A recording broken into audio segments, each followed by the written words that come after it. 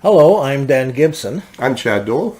and we're doing a series on the early Qiblas, the direction that mosques faced, and we want to explore a little bit about the reaction that people have had to the data as the database began to be published and got to be more wider known, and people have reacted in different ways. Yeah, last time we started discussing how the database came together, how Dan started to discover these different Qiblas, and we talked a little bit about the database that's available to us now and the fact that it's still growing. But of course, it's not just data. There's a lot at stake here. There's a lot of emotional investment, ideological investment. So Dan has faced a whole different variety of reactions to his work. So Dan, I think probably the big one would be what was the initial Muslim response to your work?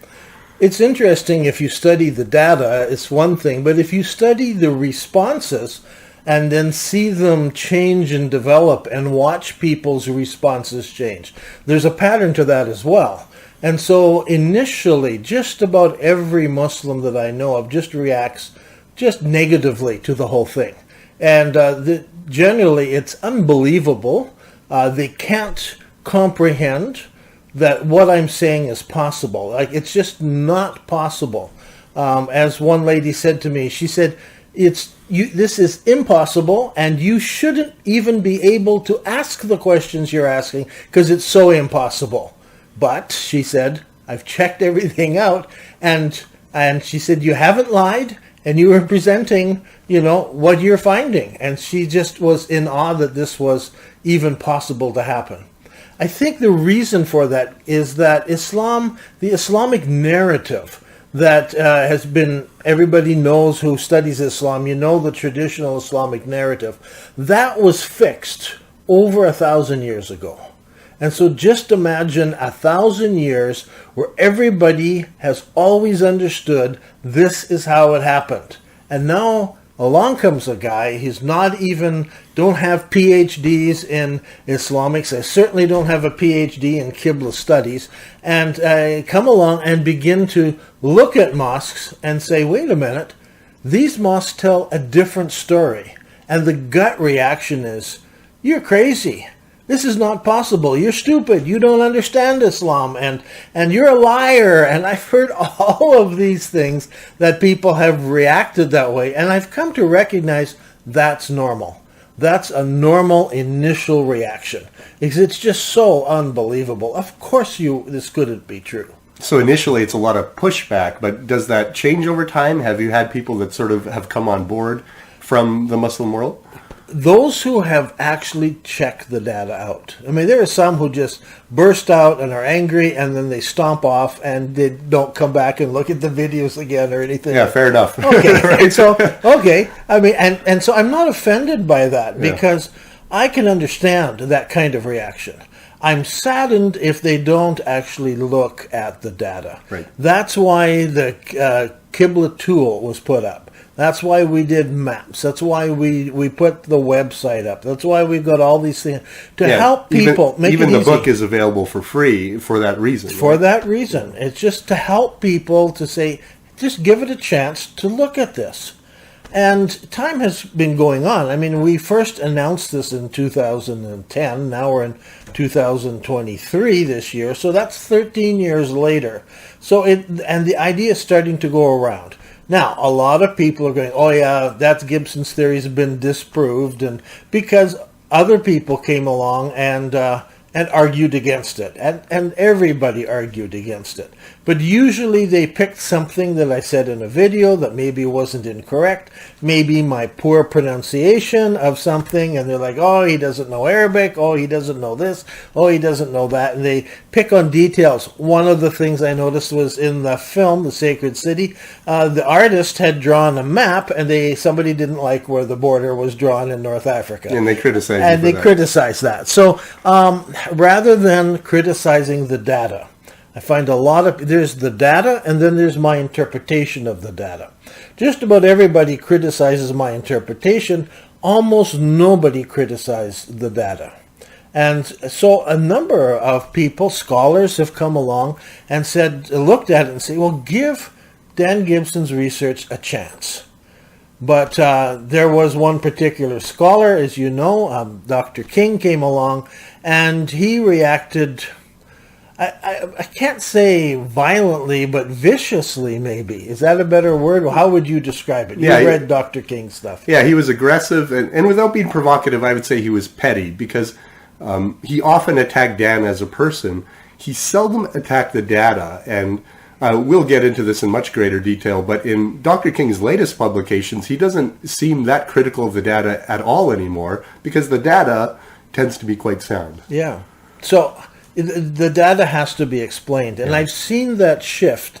As more and more people look at it, I'm getting more and more, and especially the emails that come, where people take time to find my email address, write a detailed letter, and send it to me. I mean, I don't want long ones, but usually 2, 3, 4 paragraphs.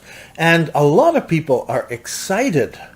And that's what I find interesting, that there are Muslims who are excited and saying, this is my religion. This is the history of what I believe, and how does that fit into what I believe? And they're wrestling with it.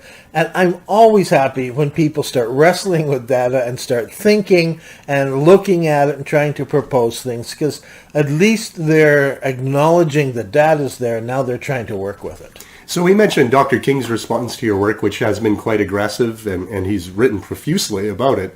What other kinds of academic responses have you received? One of the interesting things was Dr. Shum was the first one who sat down. Shum and Goldstein published a paper. Now, these two guys have published lots of papers, and independently and together. I think somewhere I saw over 120 peer-reviewed academic articles that they've done. And they like statistics, and they tackled all kinds of issues, some of them very controversial. So he saw, hey, Gibson has data. We can do things with data. We can analyze data. We can look at it and get some things out of this. So they published a paper without my even knowing that they were doing it. They took the data, published it, and then I was able to correspond with them, and they published then a second paper, and now they've written a chapter in the book that we have on Let the Stone Speak. And so these are statisticians. Now, these aren't the only statisticians that came along. Other statisticians came along. And so Peter Hermos, who from Denmark, came along, and he has taken a different approach using statistics and a different set of formulas, and applied them and come up with some interesting details. And even the young man who did the Qibla tool, he's got his degree in statistics.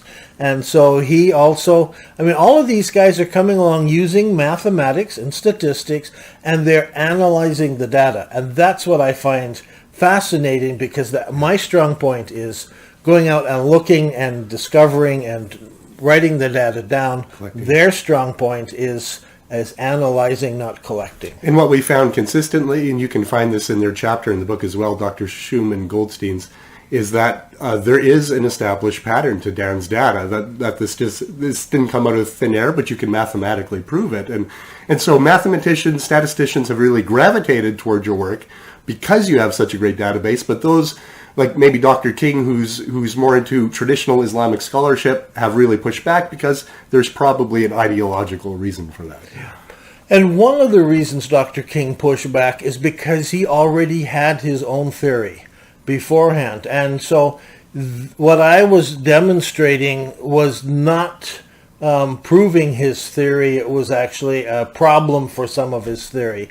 And so he reacted back because he had something to protect, where a lot of other people don't have a theory and we're just looking at it. So I appreciate Dr. King. He's a good scholar. He does his homework. He's written a whole pile of papers that have been peer-reviewed and published and everything else. But this new data is affecting, and it affects everybody who looks at it, because you've got to reinterpret Islamic history according to the archaeological evidence. And that's a struggle if you have preconceived ideas, as Dr. King did, as Muslims do as they come along and they have preconceived idea. The data challenges those ideas, and that's especially the people with that background, having something that they're holding on to, they're the ones who struggle the most at the beginning. Okay, this has been Dan Gibson and Chad Dole, and thank you for listening in as we discuss some of the reactions that people have had to the database. Take care.